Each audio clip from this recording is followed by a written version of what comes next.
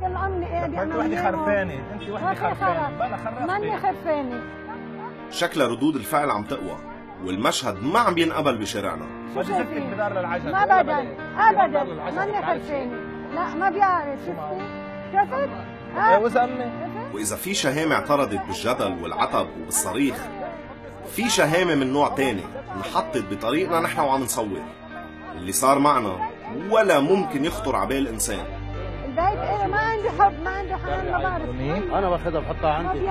إذا هالقد أنت ما بدك. مخيب تاخذها؟ باخذ بيبيع. خذها خذها خذها خذها. ايه تاخذها؟ ايه تعطيني حبيب. ايه يلا خذها خيي. خذها. وينك؟ انسى انه قالك ابن. انا انت ما تمشيني. تفضل. يلا خلصنا. هيك بتكمل على الطريق. ما بعتت. خليه يرجع. بدك اياني؟ هو مجبور فيي ابدا. يلا روحي. معه هو مجبور علي لك. ماشي هو يلا. مجبور فيي، خليه يجي. يلا معي. مجبوري ماما. وبلحظة بقمة الإنسانية وهو عم بيشوف المشهد بلا ما يسمعه، في مين مع حملته أعصابه ووقف سيارته بنص الطريق. اللي رح يصير هلأ كمان ولا لحظة توقعنا يصير.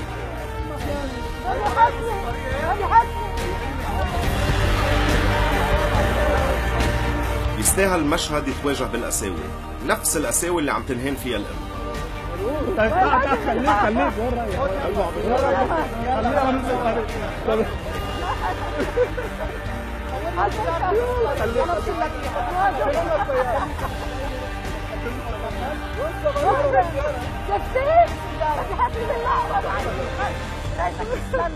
انا ما سمعته شو عم بيحكي، مجرد ما عيط هو انه استفزني مره ختياره، يعني ما بعرف ستي امي ما بعرف شو بدي اقول لك. ستك بدي بوسك.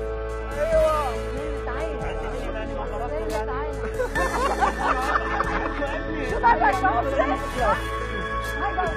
احمد كمان اداله موسم. ايه يا اختي يا امي بدي اقول لك، ما عندك كبير اشتري كبير. عرفتي كيف؟ لو عضني سودة بالبيت المرأة الكبيرة او الرجال الكبير، عرفتي كيف؟